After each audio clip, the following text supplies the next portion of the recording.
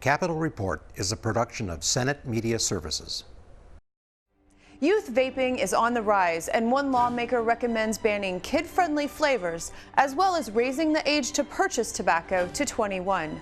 Another lawmaker says it's high time that college athletes be paid for their abilities. Stay tuned for this and more on this week's Capitol Report.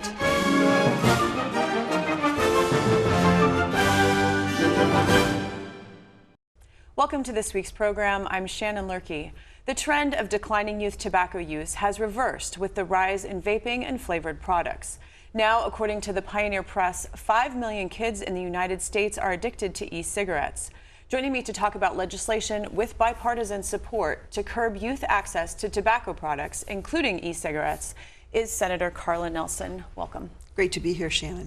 According to Clearway, Minnesota, 53 Minnesota cities and counties have already raised the age to purchase tobacco products to age 21. Why is it time to take the initiative statewide? Well, clearly, this is the will of the people, and this is how many initiatives start. But we're at the point, even those who might not have supported T21 in the past, we're at the point now, we're at that tipping point where we need that statewide uniform minimum age to purchase tobacco, just like we have for alcohol, which is age 21. And so rather than a patchwork of different minimum ages to purchase tobacco, it is time for that statewide age of 21. This has become a national issue with legislation being promoted in many states, and to big tobacco companies and e-cigarette maker Juul are in support. Is this action a good step in the right direction, considering that you have big tobacco on board? Well, certainly, I'm not going to try and discern what their motivations may be. There's been a lot of discussion about that.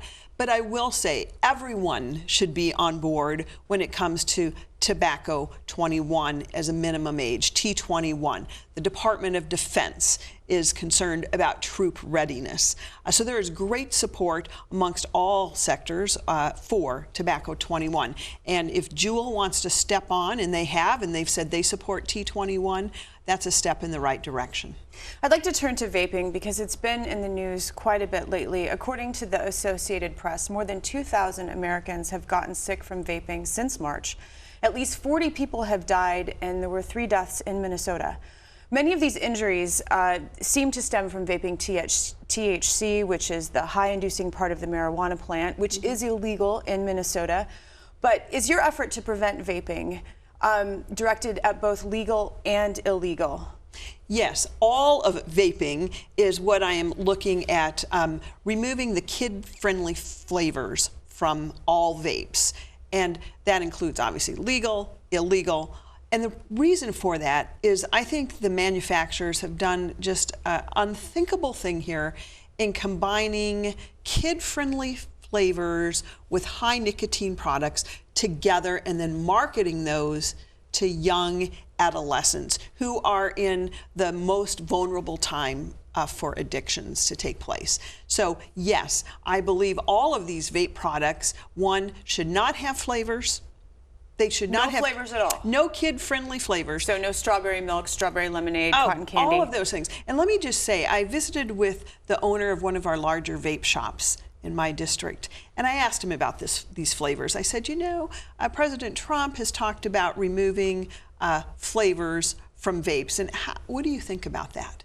Without skipping a beat, he said, if there are no flavored vapes, there will be no kids vaping. I think that's a telling statement from someone in the industry. So getting rid of those kid-friendly vape flavors is a huge step in preventing vaping illnesses. Now, I've read, and you mentioned this in a recent press conference, that these Juul pods, these flavored vape pods, contain as much nicotine as an entire pack of cigarettes. And nicotine is highly addictive. So what is the educational effort that is part of your bill? Because I've read that kids don't really understand what they're doing. Yes, and that is one of the challenges here is many kids who despised smoking as you know, we'd seen a downturn in smoking. Few kids smoked. It was rather looked at in a disgusting light. But now this new slick juuling has come along, and kids who despise smoking have found themselves addicted to vaping, because little did they know that the cotton candy flavor they were vaping had such powerful nicotine impacts. That's why we're really looking at also doing the Vaping Education and Prevention Act in our schools. And it's just a sad, there's a whole new generation of young kids addicted to nicotine, and many of them didn't even know it was happening. So one of the criticisms of vaping, as you just mentioned, is how extremely addictive inhaling the product is. Do you fear, though, that by prohibiting now that we have addicted young people, that they're just going to turn to the more traditional avenues to get nicotine, smoking and chewing? How will the addiction part of this be treated now that so many kids maybe are dealing with it? I think that is a critical point here. And we have many addiction, smoking cessation programs that actually work. And that's where we need to focus our attention. And let me be clear, vaping is not a smoking cessation program. People have maybe tried to make that justification. It is not a recognized smoking cessation program, but we do have many of those that work. And those are free for folks who also cannot afford those programs. So there are the tools available to help anyone who is suffering from a nicotine addiction get off of that nicotine addiction without resorting to dangerous vaping products, which, by the way, one of the issues is those ingredients are heated to 450 degrees. These ingredients may be safe in and of themselves, but we know that there are chemical reactions when you heat an ingredient to 450 degrees, and that is part of the problem with these vapes as well. All programs cost money. So funding the education curriculum, funding the smoking cessation or nicotine, addiction treatment, how can those things be paid for? Well, there is an avenue to pay for those, and it's called the tobacco settlement money, which continues to come into the state of Minnesota, about $15 million a year. And of course, we're behind about $30 million because in that change of ownership from Philip Morris to Altria, they didn't pay for 2 years until the court said, oh yes, you are on the hook for this. So there is money there. It's important for us as policymakers. It's important for constituents across our state to make the point that this tobacco settlement money must be channeled and used to help those who are already addicted to these highly addicted, unsafe vaping products and smoking cessation in general.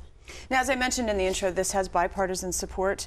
Do you expect easy movement through the legislature come February? Yes. Well, yes, you're right. There's great bipartisan support. The press conference that we held last week was both bicameral and bipartisan, two things you need if you're going to move something forward. But even though this is a pressing public safety issue, and there's great concern, there's bipartisan, bicameral support, nothing is easy in the legislature. I've been around long enough to know that. There are always bastions of non-support. Maybe they have other ideas, or perhaps they're just unaware. And so, no, it will not be easy, but I'm confident with the support of Minnesotans across this state who are concerned about the rising vaping epidemic, our next generation of kids, addiction in general, tobacco in general. I believe we can get this across the finish line. Both things, Tobacco 21, which will reduce vaping by 25%. We know that 95% of addicted smokers started before the age of 21. So if we get Tobacco 21 and we remove kid-flavored vapes and then have this prevention in our schools, I think we can turn this around. Senator Carla Nelson, thank you.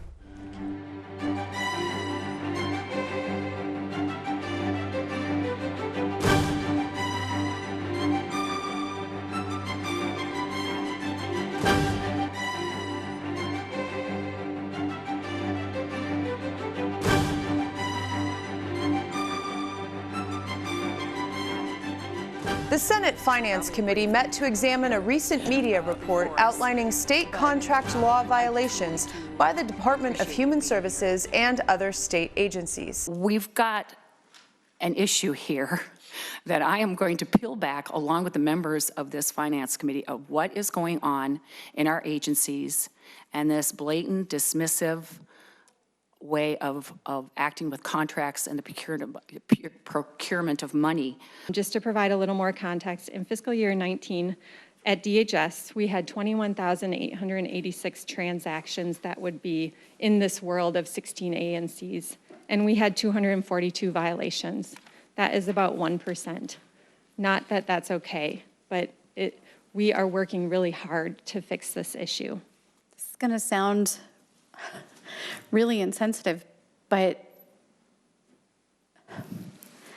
at some point, you just need to say stop so that people will take this seriously. And I know you put your name on these forms, which I think is a tremendous statement of accountability, but I don't think you're the problem. I think the problem is really deep at DHS, and we've seen it over and over and over again for years now. I still go back to the DHS violations here, and there is nothing to talk about if these funds were necessary, what the outcomes were, what was the purpose of these appropriations. We have no idea, and this starts to add up. I know there's little amounts of 8,000 here, or 2,000 here to HR advisor or Nora Lewis for $1,000.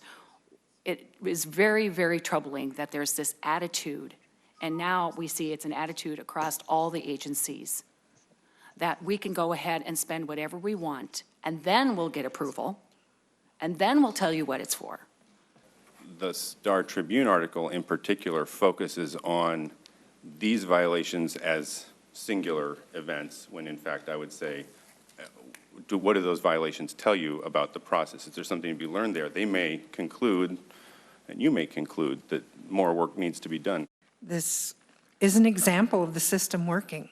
These are the 16A and 16C are examples of errors that were made by employees that were caught by the system and corrected before any money went out. I don't know why this is a scandal. There's 35,000 employees, and they make 48,000 payments a month, and this is less than 2%, had a 16A. I just think that the truth of the matter, aside from the Medicaid mess with the medicated assisted treatment payments to the tribes, is that we're doing a pretty good job of managing a bureaucracy that has to fill human needs.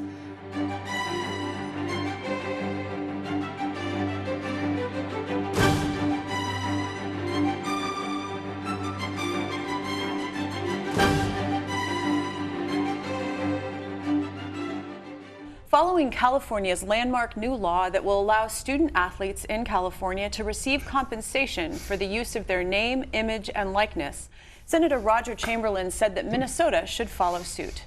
Senator Chamberlain joins me to talk more about it. Thanks for being here. Well, good to be back. Yes, always good to have you. Everything's sports, everything's sports. On October 29th, roughly a month after California Governor Gavin Newsom signed the California bill into law, the National Collegiate Athletic Association, or the NCAA, voted to modernize its policies and allow students the benefit of the use of their name, image, and likeness, quote, in a manner consistent with the collegiate model. So does that put your fears at rest? No, nor should it. That is classic bureaucratic claptrap. It's silly. I'm glad that they're off the stump and they're moving in the right direction, but that in no way says that they're going to give in. And look, the NCAA doesn't want to give up power or money. They've gotten rich off of all these athletes, and they don't want to give up that power and control. I just two recent stories about the folks at NCAA, two college athletes, one from Ohio State football, one from Memphis basketball. Both were suspended because they got loans, and one had already paid the loan back, and the other one was in the process of paying it back. Suspended because they took out loans, and one had already paid it back. This is just ridiculous. It's It's the nonsense that the NCAA has been putting out there, and they don't want to lose any of their money. So no, that doesn't give me any comfort. So we're going to go ahead and keep doing it. Well, so billions of dollars are earned by colleges and universities, not to mention the NCAA. Head football coaches often make more than college presidents. So meanwhile, student athletes are prohibited from earning any compensation, and as you pointed out, there's confusion about even getting loans. Is the current model exploiting student athletes? Absolutely. It has been for years. Amateurism is dead. Anybody who says that this is about amateurism and the purity of it all is just wanting to keep their pockets lined, i.e. The universities, colleges, and the NCAA. I was on board with this sort of thing years ago. You might recall they had a discussion about University of Northwestern students wanting to unionize, the athletes wanted to unionize. I fully supported that. It was a national conversation. And it's been off and on over the years, but still supported something like that. So yes, this is the point of the whole idea. It's about fairness and stopping the exploitation of these kids. Well, but what about the mission of higher education? Because the mission of higher education is simply that, education, and not a training ground for eventually professional sports. What about the mission of these institutions? I think the mission is still important. A lot of kids are still getting educated at these institutions. We need solid, strong institutions. We have to have it. It's vitally important to society, no matter where you're at, to culture. But these universities and colleges have gotten rich off the backs of these athletes, men and women, over the decades, and it's just wrong. Does paying student athletes essentially wipe out the distinction between college and professional athletics? Are we just blurring the line? And because there's a whole amateurism aspect to college athletics that people really admire. So if you are paying the college athletics, are they still amateurs? Well, no, if you're paying them, I guess by definition, they wouldn't be amateurs. But the whole, this is, again, it's a facade. It's a ruse. The idea that this is amateur sports is ridiculous. I think you mentioned earlier that tens of billions of dollars are made by these universities and schools and institutions, NCAA, off the backs of these athletes. Now, fair is fair. I say that's robbery and theft because they're getting rich off of these kids, the talent of these kids. If a kid now gets to profit from having his number on a jersey, every dollar that goes to that kid is a dollar not going to the university or the college or the NCAA. Well, this would certainly benefit those athletes who play for the big sports and the big teams. Predominantly, these are male athletes. So is this fair? What about female athletes? What about lesser known sports? They're still not going to be getting any compensation. Well, I think there's three pieces to that. One is, I think this opens up for Division 1, 2, and 3 schools, right? So if you're a Division 3 school and you're out of St. Cloud or you're in, up in Moorhead, right? Duluth, I mean, not UMD isn't Division 3, but you get the point. If you're Division 3, MIAC, for example, maybe there's a local dealership that wants to use you to promote. St. Johnny's football is huge in St. Cloud. Maybe they want to use them to promote something. Maybe they can make a few bucks. And by the way, secondly, I think this is not only good for all divisions, all sizes of schools and universities, but also for those sports that are not generally typically the revenue generators for the university. Tennis, swimming, track, volleyball, girls basketball. That can all of a sudden be something where those athletes can make a few bucks and be promoted. I think it spreads the wealth top to bottom and throughout all levels. We don't know where it could go or how it could benefit them, but I think it opens it all up. Well, turning back to some of the big sports, there are minor leagues for baseball, football, hockey, and basketball. If an athlete's goal is to prepare for the professional league, they can get paid in the minor leagues. Shouldn't they go that route instead of the college route? They certainly can, and a lot of college basketball players, more of them now are playing 1 year and out, and there is a secondary league for basketball, as you had said, but that's a choice they can make. That's not for me to make that decision for them. My point of this whole thing is fairness. If you're going to be in that college system and you're going to be making money for that school, you have a right to some of that money to go to you and to your family. And most of these kids aren't coming from rich families. So, and they're getting in trouble for taking a hamburger from the wrong person at the wrong time. So I think it's about fair. No matter what decision they make, they can do it. But if you're making money off of them, they should have a fair shot at getting some of that back. One approach, there's a lawsuit in the works. Former Villanova University football player is suing the NCAA and many of its Division I schools over minimum wage violations. He argues that student athletes should be considered employees of the institutions and therefore be paid wages, like work-study wages. What are your thoughts on this approach? I think great. If again, these athletes are making money for the universities. That money goes into their pockets. The gate receipts, the television contracts, all goes to the universities' pockets and into the pockets of the NCAA. These athletes should have a shot at it, and if it comes in the form of 401s or other deferred compensation plans or endorsement contracts or straight fees from the school, so be it. Whatever they want to do, the point is fairness and stop exploiting these people for their talent and running with it and then pretending that it's all about the kids' education, because they'll drop them like a hot potato if they have a chance. So will you initiate a bill at the beginning of session along these lines, and what will it look like? Will you go for name, image, likeness? Will you go for just general compensation? What's your plan? It's a mirror of the California law. It makes sense. We just changed some language to adapt to Minnesota law. I have got bipartisan support, House and Senate. We have a guy in the House going to carry it for us. So we're going to go forward with it. It should be non-controversial, and well, it should be non-controversial and should get right through. They got it out of California, almost unanimous vote, so I don't see any trouble here. We have it written, a simple 2-page bill, 3-page bill, not very complicated. Tells the NCAA and the universities get lost. These guys and gals get to make money.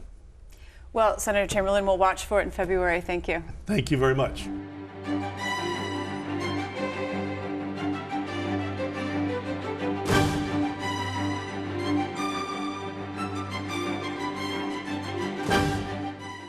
More than 320,000 Minnesotans served in the armed forces during World War II, and at least 22,000 people attended the dedication of Minnesota's World War II Memorial in June 2007. Paul Mandel tells us more. Minnesota's World War II Memorial takes a prominent spot here on the Capitol grounds, just south of the Capitol building and north of the Veterans Building. What was Minnesota looking for in the design of this memorial? Well, we knew we wanted it here. By this time, the Vietnam had happened. The Vietnam Memorial had gone in, the Korean Memorial had gone in, and it ended up very much like in Washington, D.C., where on two sides of the National Mall, you have the two memorials, and then the D.C., the World War II Memorial, which had actually already been started for fundraising, was going to be center on the axes, with the Capitol, on the center, with the crossroads. So we chose the site originally, and then there were a number of different proposals in the design competition. This one was one of the local teams, URS and Stan Sears and Andrea Michaelbust, who were involved in was just the simplicity of it and the depth of the meaning. It was one of the clear winners. And so we're standing here right next to the pit that goes into the ground. What is the symbolism of that? That was, at the beginning of the war, the state of everyone's despair, depression, outlook that was very, very pessimistic, gloomy, and dark. And that's why it's all so rough. It purposely prevents you from even walking into it because it's really rough hewn. Foreboding. And very much. So that's why this was the counterbalance to the rise and the hill, where by the end they were all celebrating because good had triumphed, light was again visible, the end was visible, and so it was the counterbalance to the rise. And it's a journey through time. Correct. From the darkness into the light. And Correct. then in the center there's a map of Minnesota. Why put that there? Well, the map is actually a remnant from the original Court of Honor. So it shows the 87 counties with the wall surrounding. So part of the design was to incorporate this map that was Correct. already existed. Correct. Surrounding the granite pit and then the ensuing rays of hope are 10 glass panels in an elliptical shape telling a story. What story are they telling? On the east side, you've got the Atlantic Ocean Theater, the Atlantic European Theater, if you will. in the Pacific Theater over here. And they're all about what Minnesotans' role was. So you have, for instance, you have Charles Lindbergh, not the aviator, but Charles Lindbergh, who raised the Iwo Jima flag. You have Harold Stassen, who left the governorship to go fight. And you have the stories of the Cuyuna mines supplying some of the steel. You have some of all the local folklore, and some of the local people are quoted. And you have things like the USS Ward, which we have the cannon for, having fired the first shot at Pearl Harbor. So it's all Minnesota stories of what happened in the war that Minnesotans, either back here or over abroad, played a role in. This memorial is relatively abstract, I think, just because we have the hole in the ground and then it's rising. It makes sense if you think about it, but you have to think about it. So what have people said over the years about this memorial? Are they satisfied that it's conveying what it was meant to convey? I don't get the interaction with people on a daily basis. The commissioner, the previous commissioner, Larry Shelato, was always talking about how he would look out his window here and he'd always see 3 generations. He'd see the son who hasn't been fighting yet, the dad who might have been in this war or maybe the Vietnam War, and then the grandpa. And so he'd see 3 generations, and they're telling stories, or they're conveying, yeah, this was what we went through, and that's how it went, and it would be viewed as a success, I think, yeah. I read that accounts of the dedication, there were 22,000 people who came, so it was meaningful. This was the biggest, by far the biggest crowd, and I mean, it was packed from here all the way up to Martin Luther King and beyond. They had the big flag suspended right in front of the Capitol. They had the flyovers. The thing I remember the most, because the ceremonies were all taking place facing us here, with the backdrop of the Veterans Building. And people were standing on all these pedestals, and I was like, you know, the first test of whether these panels would take the abuse. The thing I remember the most was after the ceremony was over, I'm just walking around and observing, and on Martin Luther King Boulevard, which was closed to traffic, there was this one veteran all decked out with his uniform.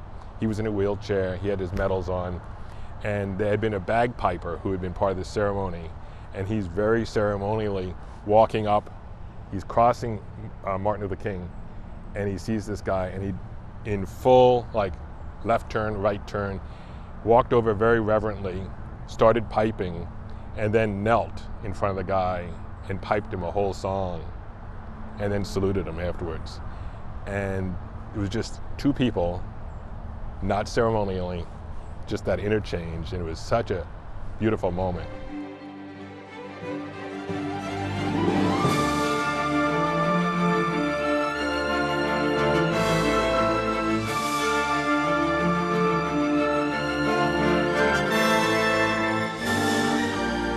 Join us again next week as we delve into more topics affecting Minnesotans. I'm Shannon Loehrke, and on behalf of all of us at Senate Media Services, thanks for watching.